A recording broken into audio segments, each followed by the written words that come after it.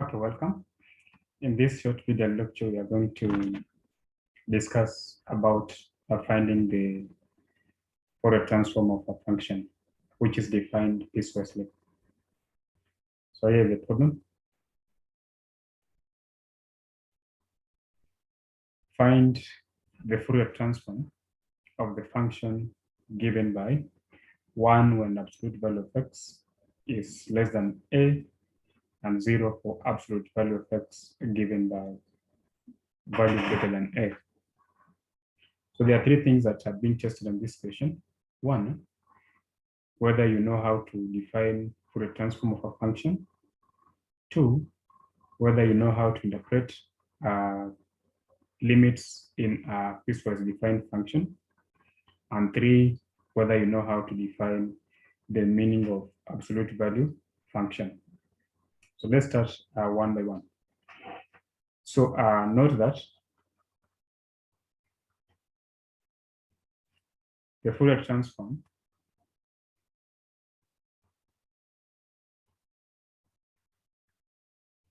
of a function f of x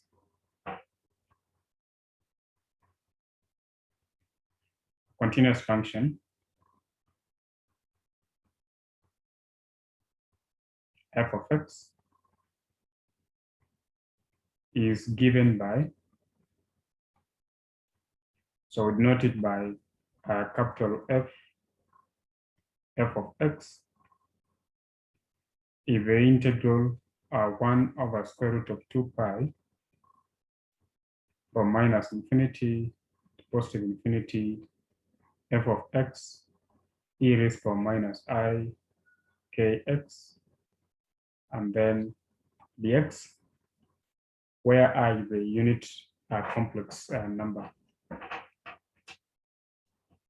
And then absolute value function, absolute value of x less than k means that x lies between minus k and positive k.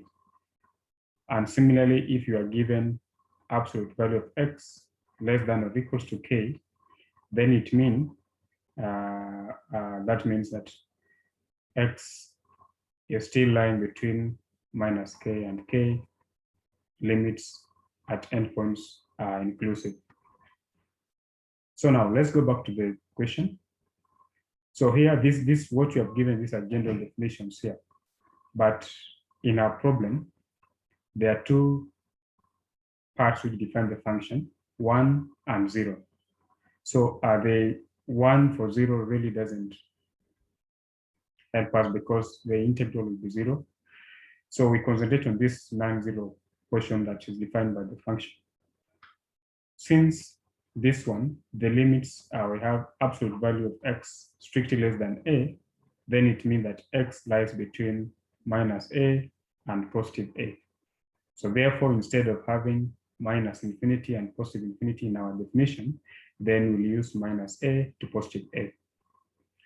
The place of f of x will be used by 1 because that is what we have from the question. So therefore,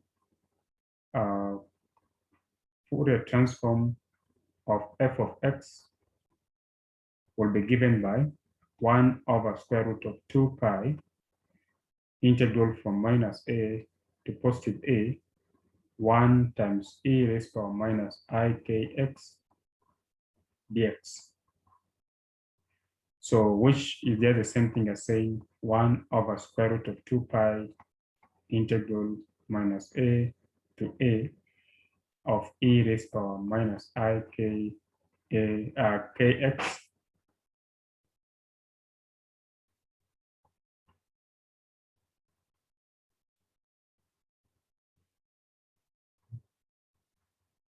dx.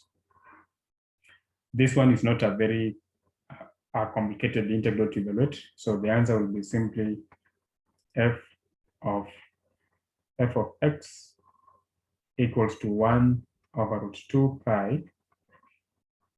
So that will give us minus e raised to minus I kx divided by I k,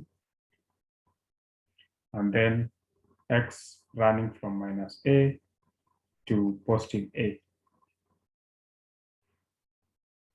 When you put in the limits, you can actually factor out the negative so that we have the Fourier transform of the function f of x will be given by minus 1 over square root of 2 pi. And then when I put in the upper limit, I'll have minus I ka minus lower limit will be e raised power. So minus with plus I ka, and then I divide this one by ik.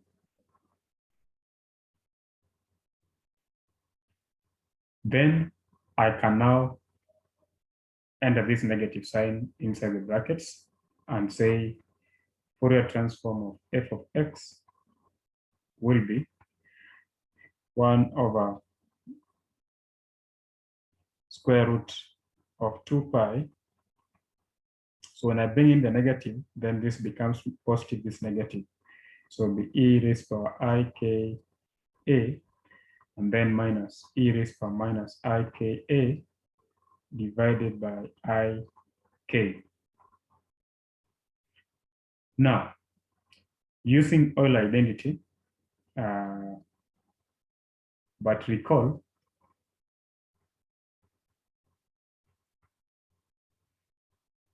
from Euler identity,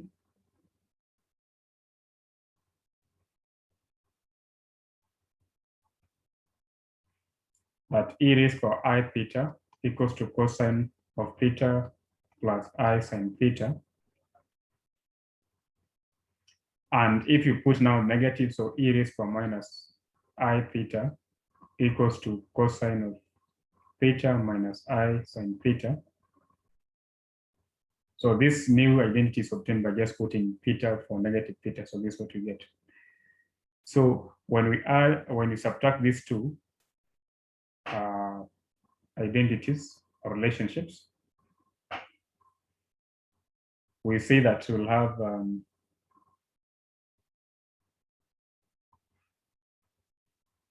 e raised power I theta minus e raised power minus I theta equals to 2I sine theta. And therefore, sine theta is the same as e raised power I theta minus e raised power minus I theta divided by 2I, simply dividing through by 2I. So when you check the structure here, and what we have here is like theta is Ka. So the only problem is that we need to have a 2 here so that this takes the same form as this one here. So that Fourier transform, we can write it as 1 over. So I bring this k outside. So I have k root 2 pi. Let me just rewrite. And then e raised power I ka minus e raised power minus I ka over I. There's nothing I've changed. It's still the same answer we have here, but I've just bring this k outside here. Now, so that I have e raised power I theta minus e raised power minus I theta over 2I. So the only thing that I'm lacking here is 2. So I want to force a 2 into this bracket, but I want to do that one without changing the value of the expression. So it's like I'll be multiplying the expression by 1, but that one will be written in the form 2 over 2. So that I have f of x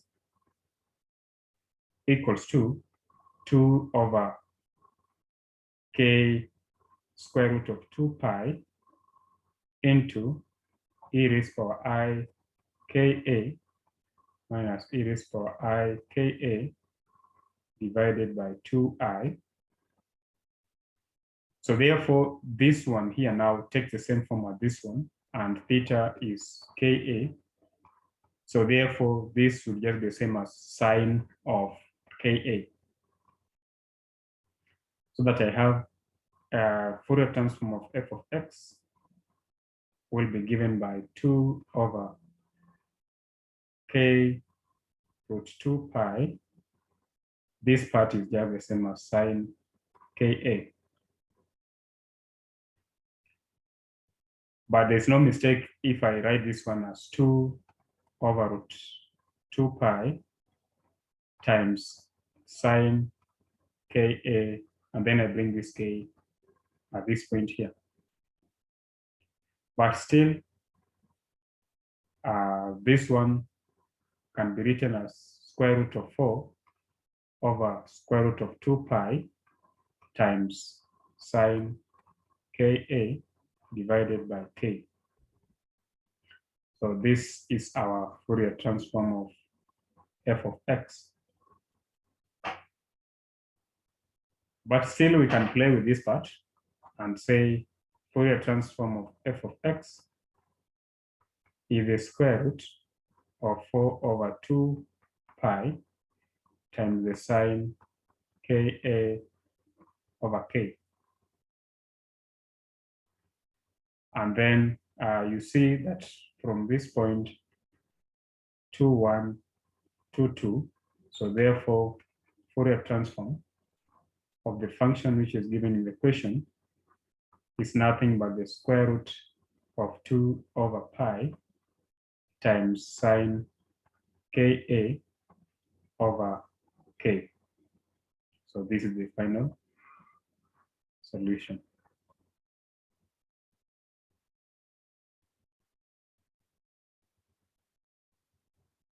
This k.